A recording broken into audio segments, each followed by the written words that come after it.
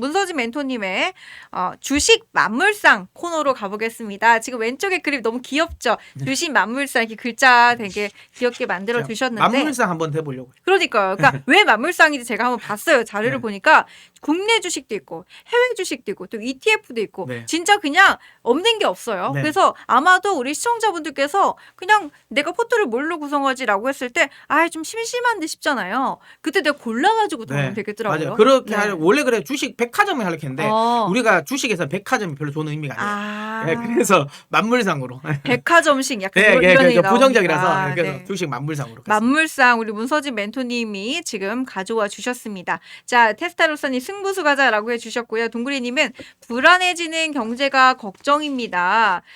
자, 내용을 살펴보시기 전에 호철수님의 질문 하나만 받을게요. 오늘 미국 선물이 빠지는데 주식시장에 심각한 조정이 있는 건가요? 아니면 단기 조정으로 봐야 될까요? 아까도 제가 말씀드린 것처럼 그러니까 관세 리스크죠. 네. 그린란드발 관세 리스크가 있기 때문에 그리고 아까 말씀드린 것처럼 시장이 기대했던 햇빛이 탈락되고 워시가 될 수 있다는 이런 부분 때문에 시장은 빠질 수 있는 흐름입니다. 다만 이게 아까도 말씀드린 것처럼 단기적인 조정일 가능성이 높다.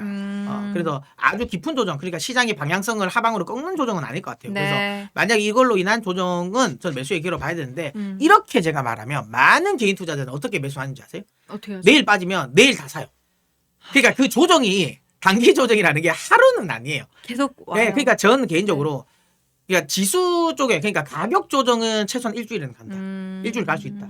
그 다음에 이게 빠졌다가 바로 반등하는 것보다 옆으로 조금 횡보하는. 그러니까 예를 들어 기간 조정도 빠져서 필요하다. 넣는데 더 빠지는 거죠? 네, 그럴 수 있는. 네. 그러니까 너무 급하게 매매를 하지 마세요. 그러니까 그리고 많은 개인 투자자들이 빠질 때 주식을 매수하는데 네. 저는 그것보다는 빠지다가 올라오는 시점에 매수하는 게 더 확률적으로 높아요. 그러니까 떨어지면 떨어지고 여기에 저점 우리가 모르잖아요. 그러니까 저점을 확인하는 구간에서 매수하는 게 더 맞습니다. 그래서 저는 지금 이야기 드리는 건 단기 조정이라는 게 하루 이틀 만에 끝난다는 건 아니에요. 그러니까 조금 더 시간이 걸릴 수도 있다. 네. 그래서 만약에 내가 지금 시점에서 주식시장에 접할 때는 매수는 맞는데 당장 빨리빨리 매수한다는 게 아니라 조금 네. 기다려보라는 거예요. 어... 지금 좀 관망적으로 네. 보다가 좀 빠졌다가 이게 반등 나오는 그 시점에서 들어가셔라. 이런 말씀입니다. 이거 중요한 포인트입니다. 자, 이제 주식 만물상 본격적으로 살펴보겠습니다. 먼저 국내 주식부터 볼 텐데요.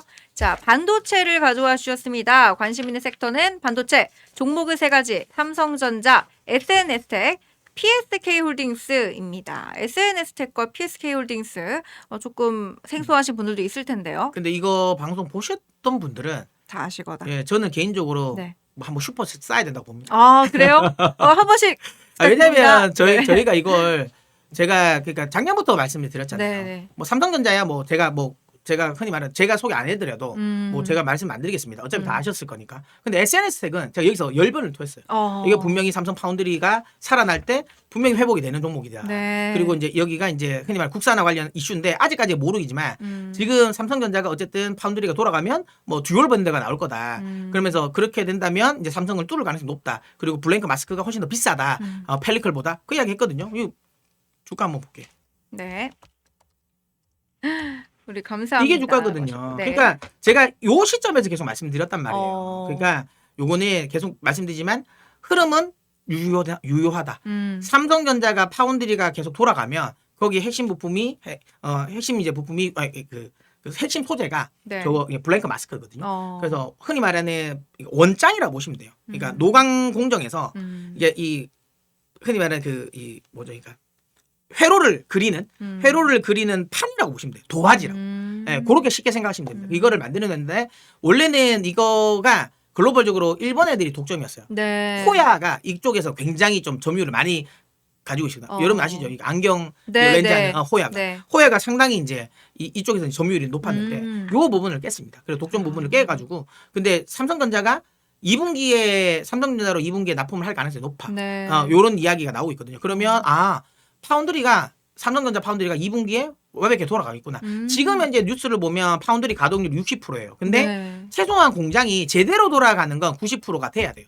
그래요? 90%가 돼야 정상적으로 가동이 되는 거예요. 많이 남은 거네요. 네, 그러니까 아직까지 완벽하게 돌아가는 건 아닌데 네. 지금 60%까지 돌아갔다는 건 예전에 이거 파운드리 20%예요.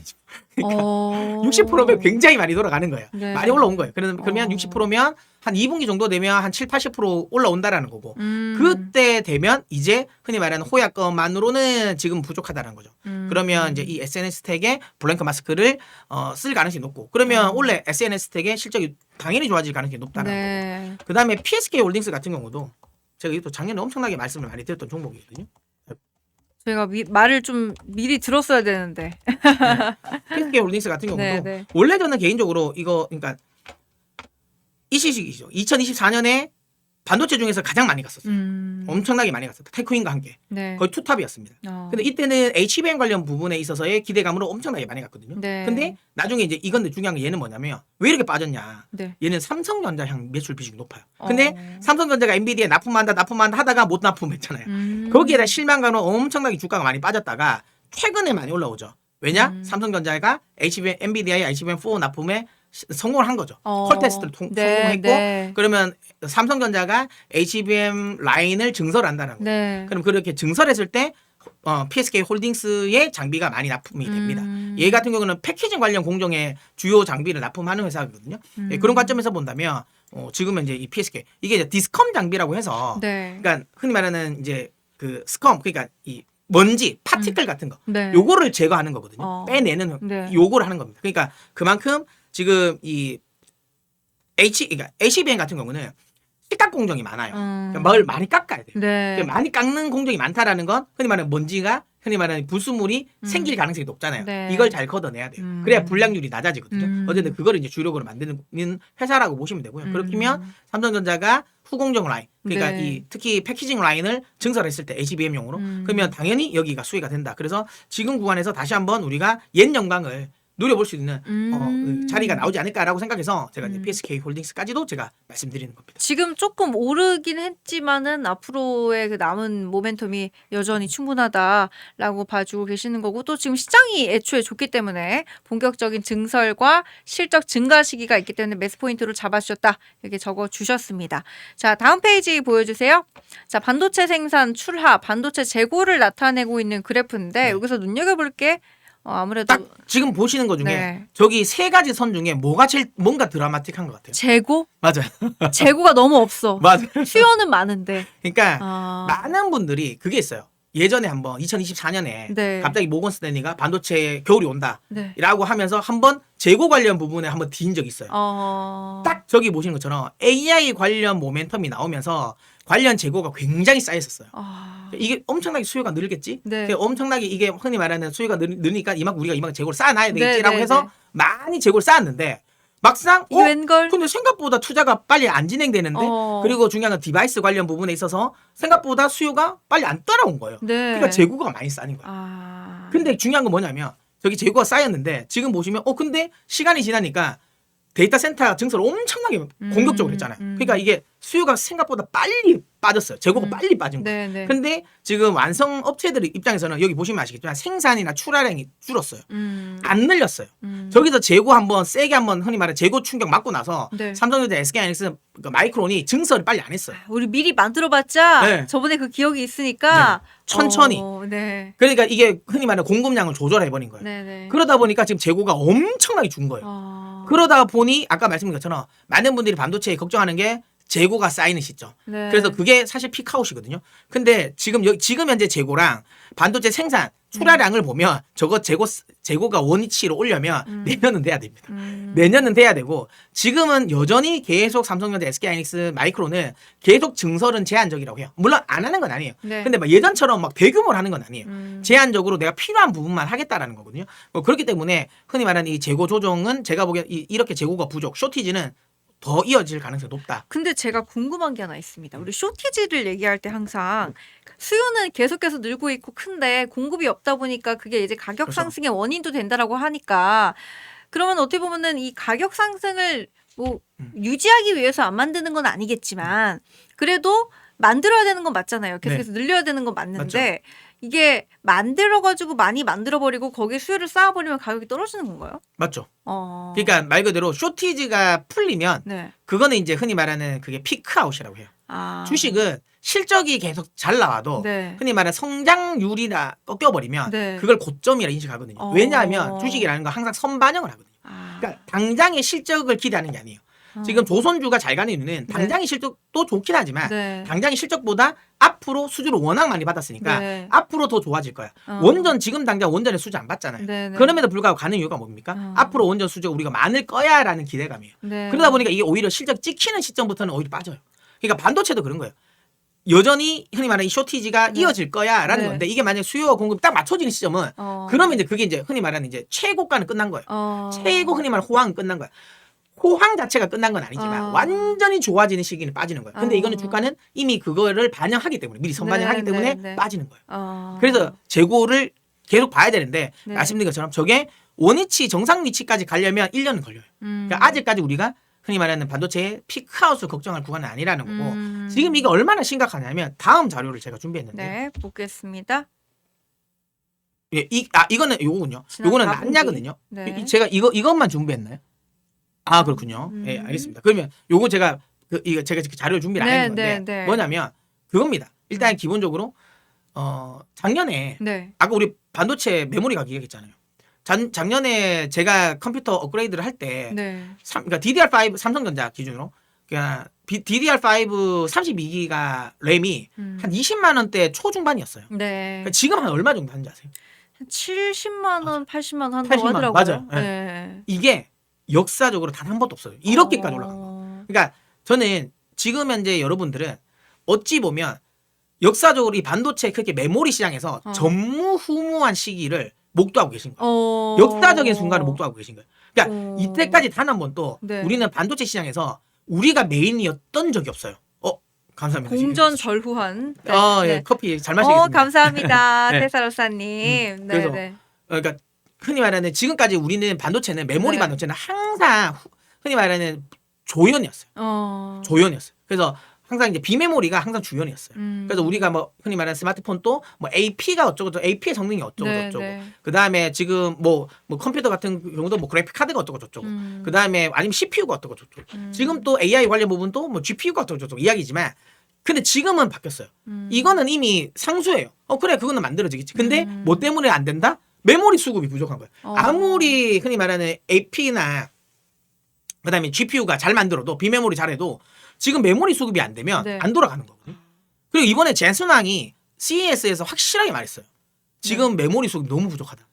메모리가 없어서 못 돌아간다. 낸드가 부족하다고 했거든요. 좀 만들어줘. 막 이런 스토리지가 거예요. 네. 이제는 핵심 흔히 말하는 자산이 될 거라고 말했어요. 어. 그럼 이제 주연이 메모리가 된 거예요. 어. 네, 그렇기 때문에 말씀드린 것처럼 지금 현재 반도체와 관련된 사이클이 단계 끝날 건 아니다. 그래서 아주 역사적으로 굉장히 중요한 시기. 그러니까 엄청나게 우리가 이제 진짜 앞으로 못 볼 거야. 제가 보기에는 향후 10년 후에 그 시장을 봤어? 메모리 가격이 뭐 하나가 80만 원 됐어. 이런 이야기가 거의 뭐 2.9급이네요. 네, 진짜 맞아요. 그러니까 옛날에 허니버터칩 이야기 네, 하듯이 네, 네. 그렇게 이야기할 날이 분명히 있을 겁니다. 허니버터칩 먹던 그 봉지 팔면서 네. 그 안에 꿀 냄새가 남아 있습니다. 막 기억이 나는데. 그런 것처럼 네. 그만큼 지금 메모리 관련 쪽은 네. 그냥 메모리가 비싸졌네, 반도체가 좋대 이렇게 생각하시면 안 돼요. 이거를 투자에 어. 적극적으로 활용하셔야 됩니다. 지금 시기는 정말 미중유의 시기다. 우리 테스타로사님께서 멘토님 준비 너무 많이 하셨는데요. 사실 우리 멘토님은 준비를 항상 많이 하십니다. 네. 이쁜 여우님 안녕하세요. 삼성 관세 때문에 다 팔았어요. 다시 사도 되나요? 라고 하시네요. 아니 근데 네. 제가 항상 말씀드리지만 네, 네. 다시 사도 됩니다. 그쵸. 근데 아까 말씀드린 것처럼 대신 내가 샀는데 빠져도 추가하면 산다는 생각으로 들어가셔야 돼요. 내가 진짜 저점 잡겠다 이런 생각은 하면 안 된다. 아니면 이거죠. 안 아쉬워하셔야 돼요. 안 아쉬워하시면 사도 되고. 관세에 놀랬다. 음. 라고 하시네요. 네, 맞아요. 관세가 좀 문제가 되죠. 이번에 네. 100%. 근데 저는 그런 생각해요. 그럼 트럼프 대통령의 관세 100%가 우리나라도 매겨질까?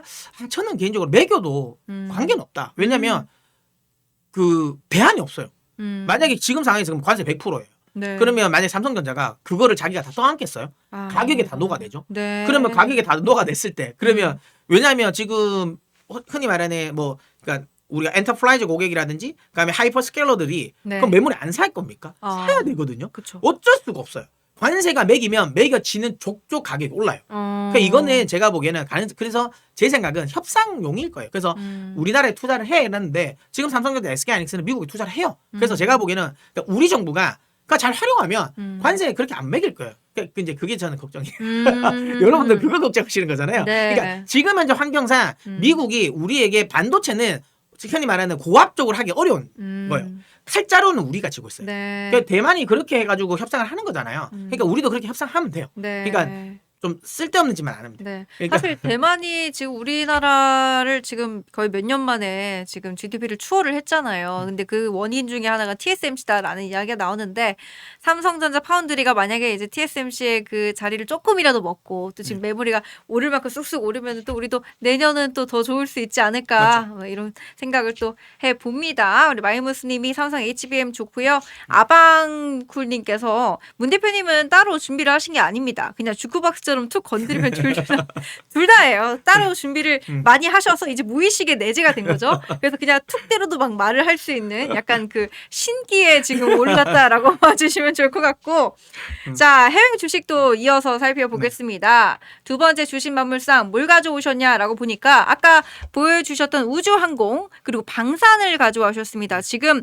아무래도 트럼프 대통령의 그런 발언과 행동 때문에 방산주가 계속 쭉쭉쭉 오르고 있는 것 같은데 그중에서도 지금 가져오신 거 세 가지 로켓랩, 레드와이어, 크라토스 디펜스 좀 설명 부탁드리죠. 두 종목은 우리 네. 최정 기자님 또 익숙하지 않나요? 아 그렇죠. 제가 로켓랩도 계속 이야기했고 네네, 크라토스도 맞아요. 계속 이야기했을 때 네네. 오 너무 많이 올랐는데 어떻게 할까요?라고 네. 걱정하셨던데 이거 한번 차트를 한번 이거 아. 제가 소개하실 때도 네. 댓글에도 많이 부정적이죠. 저걸 어떻게 사냐 뭐 이렇게 했었는데 네네. 그러니까 차트 보면 그때라도 살 걸이 나올 거예요. 아 그때라도 살 걸. 그때라도 살 거. 아. 네, 그리고 제가 그때도 말씀드렸잖아요. 미국 주식은 차트 네. 보고 매수하면 안 된다. 네. 매매하면 안 된다. 그다음에 크라토스. 음. 크라토스도 보시면 이래 됐습니다. 와 이럴 수가. 이게 거의 미친 종목들입니다. 미쳤네요. 네, 근데 미칠만 합니다. 아. 일단 기본적으로 스페이스 상장에 대한 기대치도 있고 네. 그다음에 실제로 여기는 미국이 전략적으로 밀고 있어요. 그러니까 지금 이번에 그 베네수엘라 공습할 때 관련 무인기 관련 쪽 들어갔는 게 크라토스가 들어갔거든요. 거기에 무인기 그러니까 그런 거 관련 부분 그다음에 지금 골든돔의 핵심이 네. 어쨌든 미사일 관련 부분을 궤적을 파악하고 찾는 건데 거기에 대한 그러니까 이 레이더 초음속 미사일을 탐지하는 레이더 기술은 크라토스가 가지고 있어요. 그러면 트럼프 대통령이 골든돔 관련 부분을 계속 이야기하면 할수록 네. 당연히 크라토스 쪽은 물량이 많아질 수밖에 없는 거고요. 아. 그다음에 로켓넷 같은 경우도 지금 그러니까 미국의 전쟁부뿐만 네, 아니라 네. 그러니까 나사와도 계속 같은 흔히 말하는 사업을 하고 있어요. 그리고 참고로 우리가 이노스페이스가 민간 우주항공이 우리나라 갖는 네. 소형 발사체잖아요. 그러니까 로켓넷이 소형 발사체예요. 그러니까 그 스페이스X 같은 경우는 제가 예전에 이거 로켓넷을 설명할 때 스페이스X가 흔히 말하는 지하철이나 흔히 말하는 버스다. 네. 크고 한 번에 모아서 쏘아 올리기 때문에 가격 경쟁이 굉장히 좋다. 네. 근데 이제 로켓넷은 택시다. 그러니까 우리가 버스나 지하철만 타는 게 아니잖아요. 내가 비싸더라도 내가 급할 때 그럴 땐 택시를 타는 것처럼 로켓랩은 수시로 띄울 수가 있다. 그래서 좀 비싸지만 그런 수요가 필요한 사람들은 이걸 쓸 거다라는 거고 그리고 로켓이 특히 민간 로켓이 사업성이 되려면 뭐냐 발사체가 사업성이 되려면 성공률이에요. 네. 그러니까 발사했을 때 폭발하지 않아야 돼요. 내가 실컷 다 일정 만들어놨는데 쏘아 올리는데 펑 터뜨려 버리면 그거 다 일정이 다 무산돼 네. 버리잖아요. 그래서 최대한 민간 그냥 돈을 벌려면 성공률이 높아야 돼요. 아. 근데 참고로 로켓랩의 성공률은 99.5%예요. 아. 거의 100%예요. 네. 그러니까 흔히 말하는 성공 무조건 쏘면 거의 성공한다는 거예요. 그러니까 많은 사람들이 흔히 말하는 이제 그 수주가 많이 몰려 있겠죠. 그리고 제가 그때도 말씀드린 것처럼 북방부와 남방부에서 동시에 쏠 수 있는 흔히 말하는 시스템을 만들어놨어요. 구축했다라는 거. 그러니까 발사 횟수도 빨리빨리 늘릴 수 있다라는 거죠. 그런 것들 때문에 로켓넷 같은 경우도 지금 현재 우주항공 쪽에 글로벌 투자가 많아지고 있고 그다음에 골든돔에 또 참여를 하고 있다는 점. 네. 그다음에 크라토스 역시도 그런 관점에서 본다면 여전히 긍정적이다라는 거고요. 근데 이제 아까도 말씀드린 것처럼 이게 크라토스거든요. 네. 나는 도저히 이제 이 가격이 못 사겠다. 내가 아무리 얘가 좋은 줄 알겠는데 야 이걸 어떻게 사냐 라는 거거든요. 제가 이거 예전에 그 작년이죠. 네. 작년에 그 권미란 앵커니 네, 네. 있을 때 그때 제가 그때도 소개해 드렸을 때 가격이 23불이에요. 와. 이때 근데 예, 근데 중요한 건 네. 그렇게 했지만 어쨌든 이때 빠졌을 때 이야기했을 때도 아. 샀어야 돼요. 근데 이렇게 빠졌을 때 보통 무서워서 팔았겠죠? 네, 못 네, 샀죠. 네. 근데 제가 말씀드릴게요. 어차피 이때 못 사신 분은 네. 이때는 더 못 사요. 아. 그런 분들을 위해서 제가 오늘 만물상이잖아요. 네. 가져놨습니다. 아, 그런 분들을 위해서 제가 가져놨습니다, 여러분. 여러분 지금도 괜찮아요. 나중에 더 오를 수 있어요. 말씀드릴게요. 네, 네. 아니 그게 아니라 네. 크라토스 이거 네. 못 사겠다. 네. 그다음에 다른 거? 그다음에 로켓네 못 네. 사겠다. 필기 그런 해야겠다. 분들을 위해서 제가 가- 가지고 나온 게 이번에 그게 바로 레드. 레드 와이어입니다. 아, 너무 주가를 좋아. 보시면 레드 와이어 보시면 생각보다 안 올랐네. 이 친구 괜찮죠? 마치 옛날에 크라토스 디펜스를 보는 것 같은데요? 괜찮네라고 했는데 그럼 이럴 수 있죠. 저는 네. 그거 있거든요. 네. 주가가 못 가면 못 가는 이유가 있어요. 아. 예, 그래서 얘는 그럼 못 갔네라고 하면 그럼 얘가 원래 수혜 중 아닌 게 아니냐라고 생각할 수도 있는데 지금 현재 시장은 그러니까 레드 와이어는 뭐냐면 그는 로켓 관련 기업의 부품을 납품하는 회사예요. 우리나라로 따지면 HVM, 세야 베스틸 지주, 스피어 같은 회사예요. 네. 그러니까 부품을 납품하는 회사예요. 네, 네. 그러다 보니까 지금은 그러니까 순서상 네. 시장에서 관심도가 없어요. 그러니까 지금은 발사체 완성하는 그런 애들에게만 관심이 많은데 중요한 건 레드와이어 같은 경우는 이제 시장에서 이제 관심도를 가질 만한 시기가 왔어요. 어차피 우주항공과 관련된 부분에 있어서의 시장 자체가 커질 거 아니에요. 네, 네. 그러면 결국은 거기에 들어간 부품이 많아질 수밖에 없잖아요. 납품 그래서 저는 실적이 좋아질 가능성이 전 네. 높다고 봅니다. 그리고 레드와이어도 이렇게 보면 많이 빠지긴 했지만 네. 중요한 건 얘도 포텐이 없는 애가 아닙니다. 이게 한때 거의 한 2불 하던 종목이 네. 26불 갔어요. 근데 레드와이어 가격이 너무 괜찮네요. 네, 그래서 저는 네. 이렇게 여기는 좀 거품이긴 한데 어쨌든 가격도 많이 조정을 줬다. 음. 물론 이 종목은 그래도 어쨌든 시총이 작기 때문에 변동성이 있을 수는 있다. 근데 음. 앞서 이야기 드린 것처럼 로켓랩이라든지 크라토스를 내가 근데 저 가격은 내가 진짜 죽어도 못 사겠다라고 하시는 분들은 오히려 그 대안으로 한번 레드와이어는 한번 관심 있게 볼만하다라고 저는 생각합니다. 오히려 이 친구가 아직 때가 아니다라는 말씀이 더 저는 귀에 많이 꽂히는 것 같습니다. 참고로 네. 제가 그 이야기했는 종목 중에 하나가 제가 그 시스템이 있었거든요. 네. 여러분들 이거 들으셨으면 이것도 가져가셨을 건데 하나 시스템. 네, 하나 시스템은 제가 그때 풀어드렸을 때 요때 제가 풀어드렸거든요. 그럼 제가 했던 말이 있어요. 이게 흔히 말하는 그 통신 그때 이야기할 때 우리 최정 기자님도 네. 굉장히 깜짝 놀랐을 거예요. 그러니까 앞으로 통신은 위성 간 통신은 레이저로 할 거다. 그러니까 레이저 링크가 굉장히 중요하다. 그래서 네. 그거와 관련돼서 기술력이 글로벌적으로 가장 뛰어난 회사가 그러니까 그 스타링크. 그러니까 스페이스X가 그걸 가지고 있고 우리나라에서 레이저 통신과 관련된 부분에 있어서의 레이저 링크 기술이 가장 높은 회사가 누구냐 하면 네. 하나 시스템이다. 그러면 시장이 지금은 관심을 안 가질지 모르겠지만 네. 우주항공 관심을 가지면서 누가 수혜주가 있을까라고 고민할 때 레이저 링크 관련 부분 결국은 우주 데이터 센터라든지 우주 저궤도 위성과 관련된 부분 이 통신을 해야 되는데 네. 그러면 그거와 관련돼서는 일반 통신은 안 된다. 결국 레이저로 해야 되는데 그럼 그게 누가 수혜주가 있을까라고 할 때 하나 시스템을 분명히 볼 거다라고 이야기 드렸는데 네. 사람이 알아버렸네요. 아. 그래서 지금 하나 시스템이 이렇게 급등한 것처럼 네. 아까 말씀드리는 것처럼 저는 레드와이어도 시간차는 있겠지만 결국은 시장이 저는 주목을 할 거라 봐요. 제가 볼 때는 문서진 멘토님이 언젠가 한 몇 달 정도 지나서 이 레드와이어를 가져오신 다음에 보셨죠? 여러분 제가 1월 20일에 이 종목 소개해 주셨는데 그때 안 사신 분들 지금 들어가긴 좀 부담스럽다고요?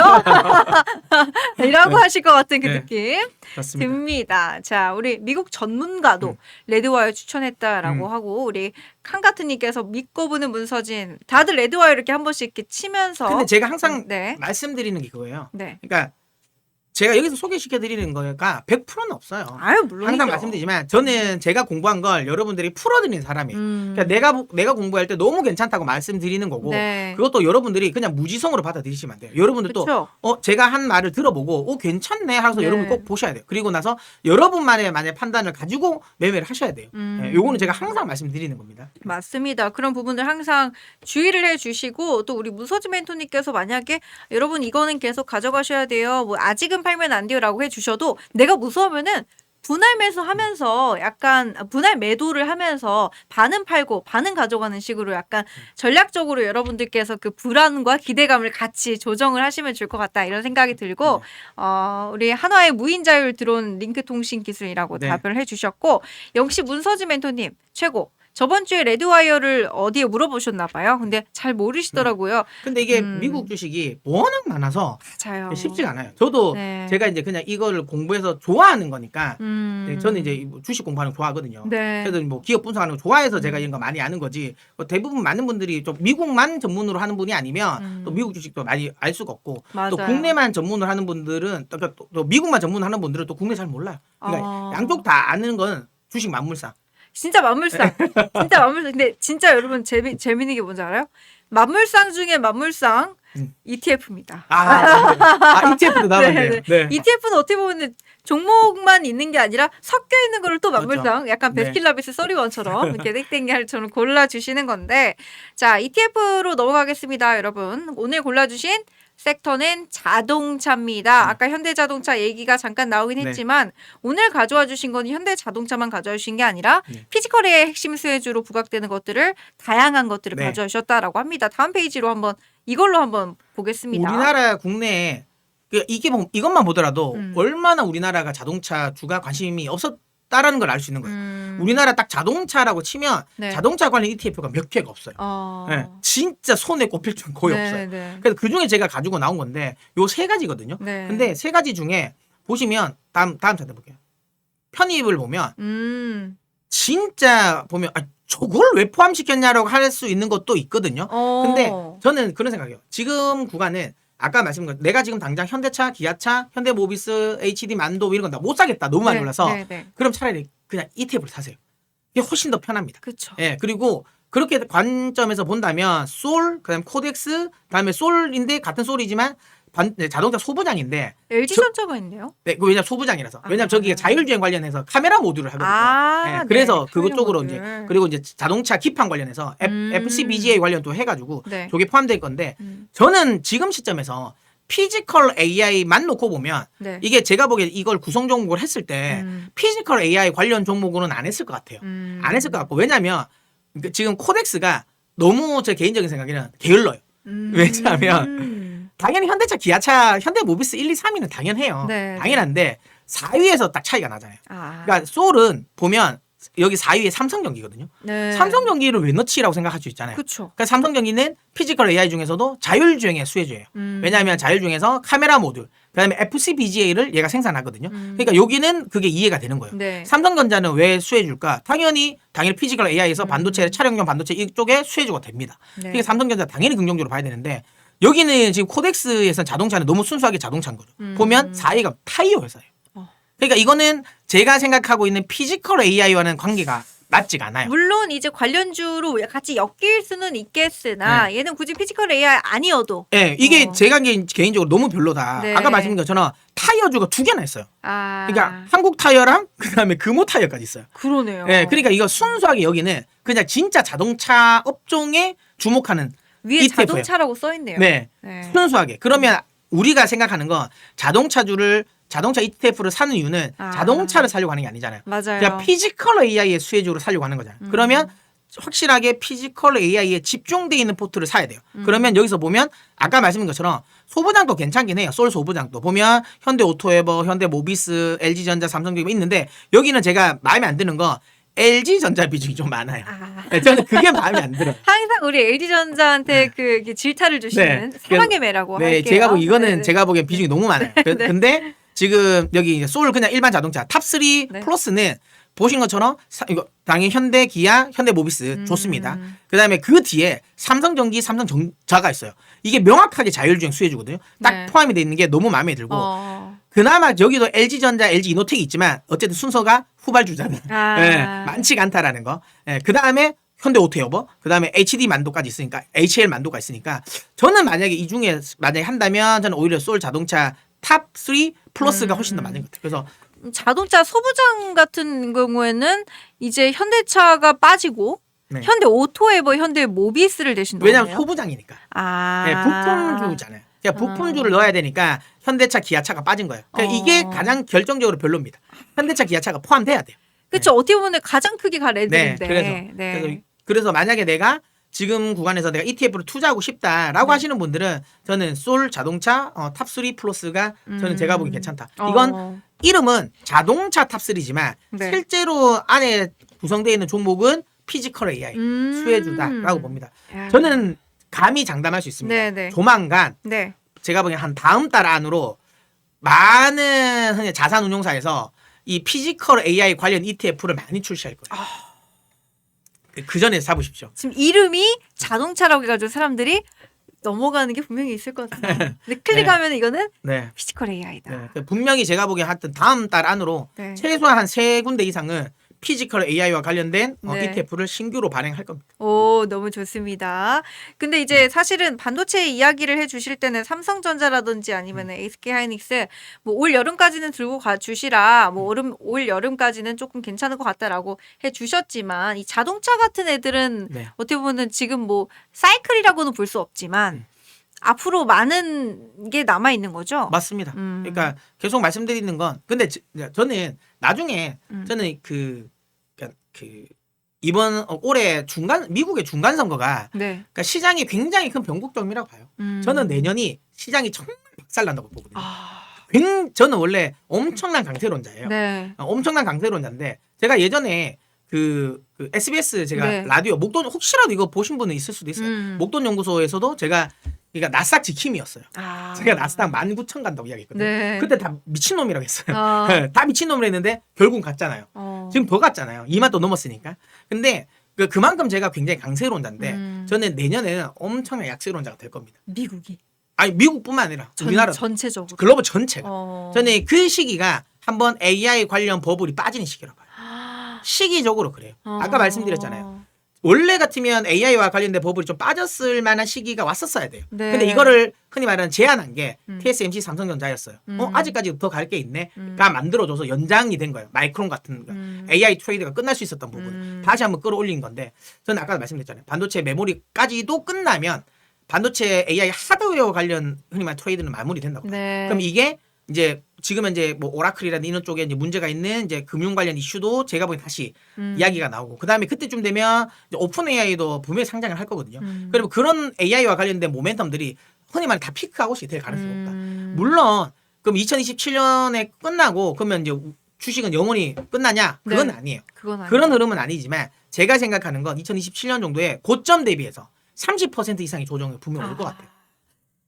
그러면 올해 정말 포트폴리오를 잘해서 잘 엄청 가지고 벌어놔야 와서 올해 안에 내가 쇼부를 보겠다. 네. 그러니까 큰 시점이 두 가지가 있네요. 첫 번째는 올 여름, 두 번째는 미국의 중간 선거가 나는 11월인데 올 여름을 뽑아주신 이유는 아마 그때 이제 2분기 시점. 네네 맞습니다. 그때가 이제 말씀해 가격 주시고. 피크아웃 이야기가 한번 나올 수도 있는 네, 거라서 네. 그리고 아까 말씀드린 것처럼 어쨌든 근데 올해까지는 중간 선거 전까지 그러니까 시장이 좀 빨리 움직이니까 9월까지는 괜찮을 것 같아요. 그래서 저는 여름까지는 괜찮게 보는 네, 거고요. 네. 이제 슬슬 이제 밤이 익어가고 단풍이 지고 가로수에서 약간 흔히 말하는 은행 흔히 말하는 그 약간 그 역한 냄새가 나기 시작하는 시점 내가 딱 은행에 탁 밟았다. 네. 네, 그 시점부터는 주식을 조심해야 되겠구나. 그렇게 생각하셔야 돼요. 그래서 은행을 밟았는데 고소한데 하면 안 됩니다.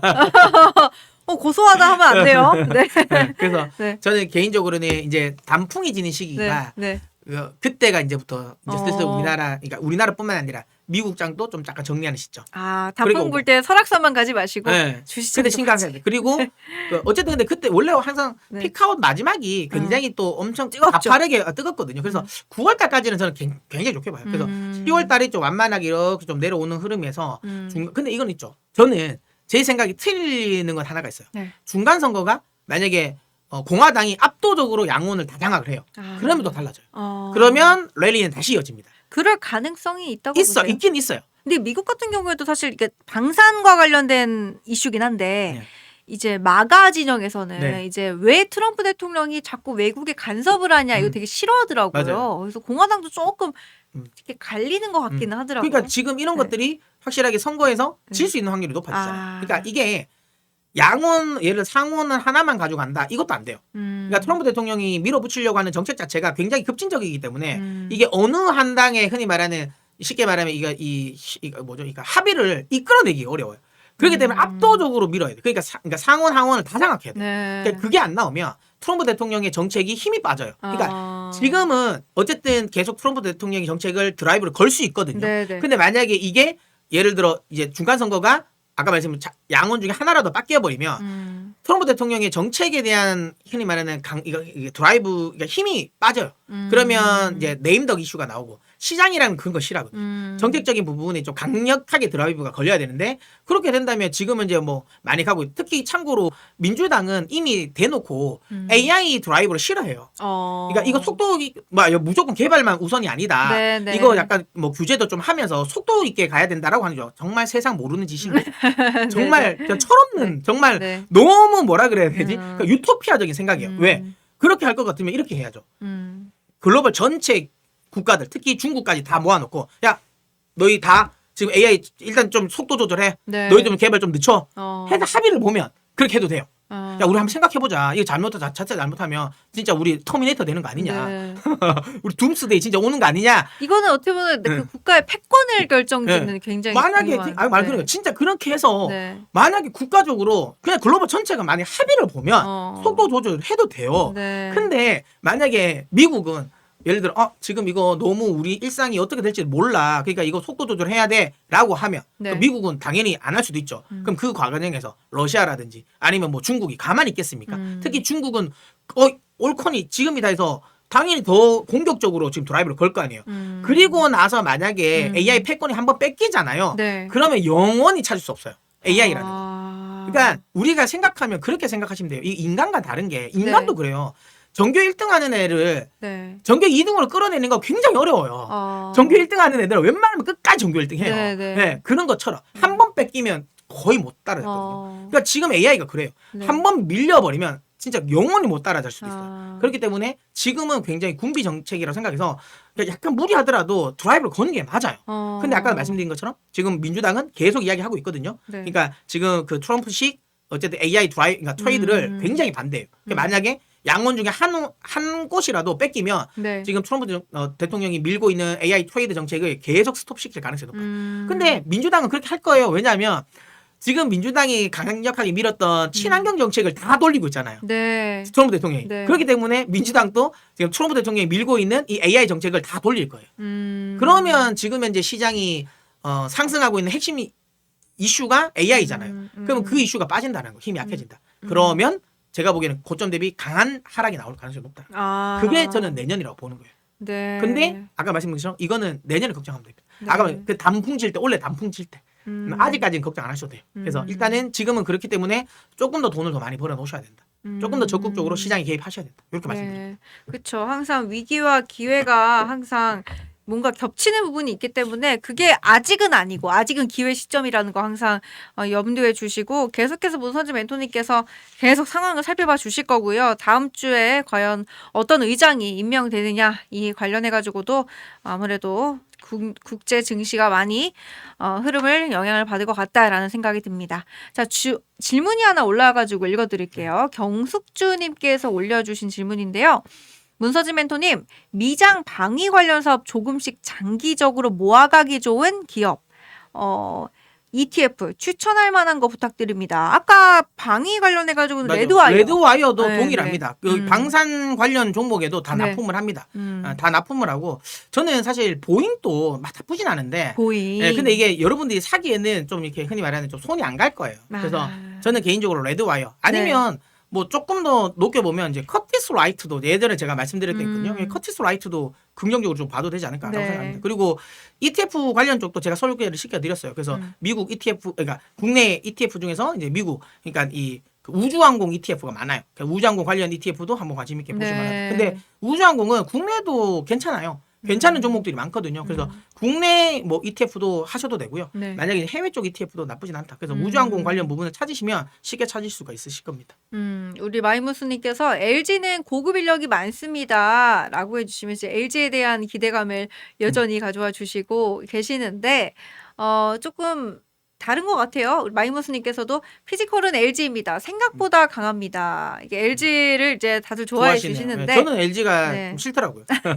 CS에서 이제 바퀴단 네. 것 때문에 화가 많이 나셨어요. 너무 이거 감 떨어졌네. 네, 감다죽이라 하잖아요 요즘에. 네, 네, 이 네. 감다죽이네 이런 네. 느낌 들었어요. 그러니까 우리가 그냥 봤을 때 귀여운 거랑 네. 실제로 이제 쓰는 거랑 다르니까. 저는 그랬어요. 그러니까 네. 만약에 제 생각을 바뀌게 할 정도의 퍼포먼스가 나오면 제가 보기엔 바꿀 거예요. 투자 의견을 바꾸겠지만 네. 아직까지는 아닌 것 같아요. 근데 뭐 주가라는 게 그런 건 있죠. 내가 완전 뭐 최저점에서 내가 잡겠다라고 생각하면 뭐 아까 말한 미리 지금 잡는 게 맞을 수 있어. 오히려 채 안 좋을 때 잡는 거니까. 근데 이제 저는 개인적으로 제가 매매하는 성향이 저 기다리는 매매를 잘 안 하거든요. 저 달리는 말이 올라타는 스타일이라서. 네, 그래서 달리는 말이 올라탄다. 아, 너무 좋은 말입니다. 네. 아, 좋습니다. 달리는 말이 쭉 달리더라고요. 네. 보통. 그죠? 보통 이제 주몽에 나오는 말처럼 네. 살짝 바늘 질러가지고 이렇게 야위는 그런 말들을 우리가 찾잖아요, 사실은. 야위여가지고 아무도 못 보는데 네. 주몽만 발견해가지고 이제 막 달리는데 나중에 살찐 말 되니까 네. 미쳐. 막 이런 말들을 우리가 우리 찾는데. 쉽지가 않아요. 그죠? 네. 그리고 네. 이제 저는 그런 걸 많이 하거든요. 네. 그러니까 블루오션과 레드오션이 있으면 네, 네. 어디 쪽에서 사업을 하려 하면 전 레드오션이거든요. 아. 왜냐하면 블루오션은 그만큼 시장이 작은 거예요. 그리고 그게 블루오션인 이유가 있는 거죠.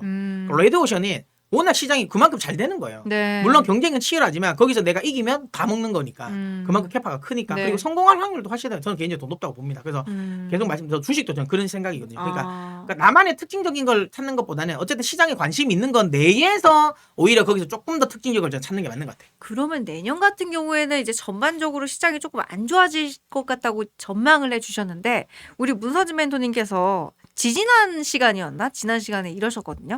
우리가 시장이 안 좋을 때 예를 들어 국내 시장이 지금 최고로 좋은데 네. 뭐 예를 들어 국내 시장이 지금 코스피가 뭐 5천 간다라고 해도 나중에 안 좋아지는 순환이 올 네. 거고 그때 우리가 그때 벌었던 거를 다 팔아서 이제 해외 음. 내가 사놓은 게 있으면은 그걸 이제 끌어와가지고 오히려 떨어졌던 걸 사가지고 네. 쌓아가는 방식으로 네. 이렇게 돌려가면서 해야 된다. 포트 리밸런싱이라고 하죠. 네네. 전문용어로. 네. 여러 가지를 해주셨는데 만약에 지금 예측하신 대로 내년도에 이제 전반적으로 글로벌 증시가 네. 안 좋아지면 그때는 어떻게 해야 돼요? 다 팔아야 돼요. 아, 제가 웬만하면 포트폴리오를 극단적으로 운영하지 않거든요. 네네. 근데 그게 한 5년에 한 번씩 있어요. 5년에 한 번씩 전략 매도 네. 전략을 쓸 때가 있거든요. 네. 저는 내년에 가능성이 있어 보여요. 아. 근데 이제 뭐 전략 매도까지는 모르겠지만 네. 최소한 한 50% 정도는 매도를 하고 그리고 음. 일부는 인버스를 매수할 가능성도 높아요. 어. 제가 저희 이제 투자하는 거를 원래 인버스를 추천 안 하시는데. 안 하죠. 제가 엄청 싫어하는 사람이거든요. 네. 제 성향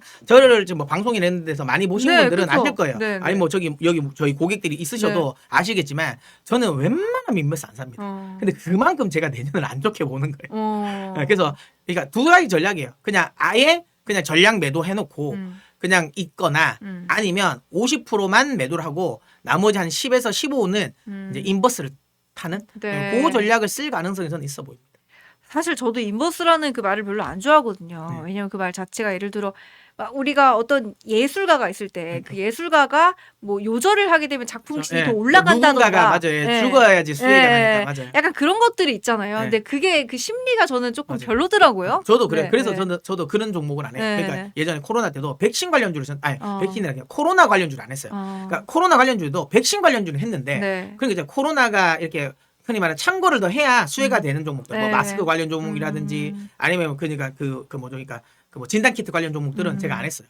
제가 좀 양심상 그건 못 하겠더라고요. 그럼 그거 사놓으면 네. 코로나가 더 퍼져나는 걸 바라야 되잖아요. 그쵸. 그거 좀 안 되겠더라고요. 그래서 그거는 제가 안 네. 했어요. 근데 이제 너무나도 확연하다. 그리고 또 나는 어쨌든 주식을 하는 목적이 돈 버는 거니까 네. 그런 시장에서 내가 돈을 벌겠다라고 하면은 인버스가 현재로서는 아니지만 왜냐면 아시겠지만 코스피 떨어질 거다라고 해가지고 들어왔다가 지금 물린 분들 되게 많거든요. 네. 근데 내년은 조금 가능성이 있다라고 하니까요. 각자의 투자 판단에 따라서 이야기를 해주시면 좋을 것 같습니다. 자, 우리 자춘님께서도 물려도 주도주에 물려야 된다 이런 맞아요. 말씀 네, 해주셨네요. 아주 좋은 말씀이십니다. 우리 전염병이 창궐하여 본인이 졸도할 수 있다. 그죠? 이런 말씀도 해주셨고 또 질문 하나 있으시면은 받겠습니다. 한번 제가 채팅창을 쭉 올려가면서 질문을 보도록 근데 할게요. 저기서 네. 자동 펌프는 한일 자동 펌프였던 것 같고요. 아 네, 노래예요? 선풍기는 대한전선이 선풍기 만들었었네요. 이거 저보다 나이가 있으신 것 같네요. 그러니까 뭐 텔레비는 금성 맞죠? 네. 이코노 칼라 텔레비라고 하죠. 아 그래요? 그런 게 있어요? 그 네. CM도 있었어요. CM? 이코노 칼라 텔레비전 이런 게 있었어요. 아시는 분 아시는 분 손 한 아이, 번만 들어주세요. 풍산, 네. 동파이프도 있었고. 아 풍산 얘기 많이 하더라고요. 여기서. 풍산 이제 뭐 사라졌나 뭐 이런 얘기도 많이 하던데. 제가 CM성을 많이 안 내요. 네. 한일 자동 펌프 이것도 있었고. 다들 뭔가 아시는 것 같은데. 자, 우리 손 들었다. 아시잖아요. 손 하잖아요. 손 들었다. 이코노 칼라 텔레비전 아시잖아요. 우리 후철수님이 이상한 거 사지 마시고 지금은 우주방산 자동차 반도체에 관심을 가지는 게 이상한 잡주 관심 끊어야 됩니다라고 해주셨네요. 맞아요. 자, 누나님께서 미장 왜 이렇게 폭락하는 걸까요? 뭐 근데 아까도 말씀드린 것처럼 아까 그거죠. 예, 이슈. 그린란드 이슈. 그린란드 이슈. 잠깐만, 그린란드. 폭락인가 한번 봐볼까요? 글쎄요, 지금 한번 봐야 될 것 같습니다. 잠깐 선물 한번 봐볼게요. 음은 같은데 가사만 바꾸시는 것 같다. 아 그런가요? 네, 잘 모르겠습니다. S&P 500 선물이 맞네요. 좀 많이 빠지네요. 1.57% 정도 예, 하락을 하고 있네요. 계속 말씀드리지만 지금 시기가 관세 2라운드. 근데 이거는 전 단기적인 조정일 것 같아요. 근데 계속 말씀드렸죠. 단기가 하루가 아니에요. 네. 이거는 제가 보기엔 한 달 정도는 갑니다. 근데 이제 가격 조정은 일주일 갈 것 같아요. 그러니까 조정이라는 건 가격이 떨어지는 것만 조정은 아니에요. 그러니까 안 오르는 거, 옆으로 기는 것도 우리는 기간 조정이라고 하거든요. 횡보. 네, 횡보도. 네, 그러니까 가격 조정은 한 일주일 정도. 그러니까 실제로 지수가 빠지는 것. 그리고 이걸 회복하는 데까지 걸리는 시간이 또 이제 기간 조정이고 네, 그것도 한 네. 일주일. 뭐 그렇게 따지면 한 2주 정도가 조정 구간일 것 같고요. 이제 3주차부터는 조금씩 이제 바닥에서 치고 올라오는 흐름을 보일 것 같습니다. 그래서 계속 말씀드리는 건 지금 구간에서 적극적으로 뭔가를 매수하시면 안 돼요. 근데 눈여겨 보시고 저는 아까 말씀드린 이게 추세 하락의 시발점은 아니라고 봐요. 그러면 떨어질 때 내가 평소에 사고 싶었던 거. 뭐 대표적으로 만약에 현대차 네. 나 사고 싶다. 떨어지면 다음에 내가 현대차를 사야지라는 생각을 하고 계시라는 거예요. 네. 지금은 아니에요. 네. 지금은 일단 관심만. 아니면 내가 정 사고 싶으면 그때 말씀드린 것처럼 일부만 사놓고 떨어지면 더 추가하면서 사겠다는 생각으로 네. 그렇게 일단 지금은 생각하고 계시면 됩니다. 항상 조심스러운 마음으로 마이브스님께서 청바지는 뱅뱅라고 하시는데 패션은 신원통사. 사실 요즘에 저번에 다른 멘토님께서 소개해 주셨던 건데 옛날에 나이키가 확 올랐다가 네. 요즘에도 나이키가 떨어지고 네. 또 옛날에 좀 갔었던 아베크롬비가 다시 네, 제가 이야기했죠. 맞아요. 우리 멘토님이셨죠. 네, 맞아요. 제가 얘기했죠. 아베크롬비 얘기해 주면서 10대들이 다시 돌아왔다고. 맞아요. 옛날 복고로 네. 해서 오히려 이제 그 나이키를 입으면 네. 약간 9세대 구닥다리라고 생각하고 네. 그다음에 이제 오히려 이제 그래서 옛날에 유행했던 아베크롬비 요거를 이제 입으면서 아베크롬비 주가가 많이 좋아졌어요. 맞아, 우리 멘토님께서 그래가지고 내가 좋아하는 브랜드가 자꾸 그 안 좋은 거에 맞아요. 상징이 된다. 코카. 네. 이야기해 주셨던 거 네. 기억납니다. 주식은 문서진 웃으시고 다들 주식은 문서진 후철수님께서 지금 시기는 단기 조정으로 1월 말까지 조정이 가능하니까 1월 후반부에 지수 그래프 보고 진입하는 게 맞을 것 같아요 라고 판단을 해주셨고 다들 이렇게 개인적인 판단 철학에 따라서 참고를 해주시면 좋을 것 같습니다. 화요일이 기다려져요 해주셨습니다. 우리 테스타로사님 아까 후원 너무 감사드렸고요. 오늘 저희가 팬인 경제 독립을 이제 개편을 해가지고 처음 가져가 본 방송인데 다들 어떻게 보셨나요? 저는 마음에 듭니다. 괜찮으세요? 네, 저는 이 형식 마음에 드네요. 네. 우리 형씨. 네, 주식 이야기 좀 시원하게 많이 할 수 있어. 네. 우리 감독님 그리고 PD님들께서 힘들게 아이디어를 짜서 만들어주신 포맷이니까요. 여러분들 좋아하셨으면 좋겠네요.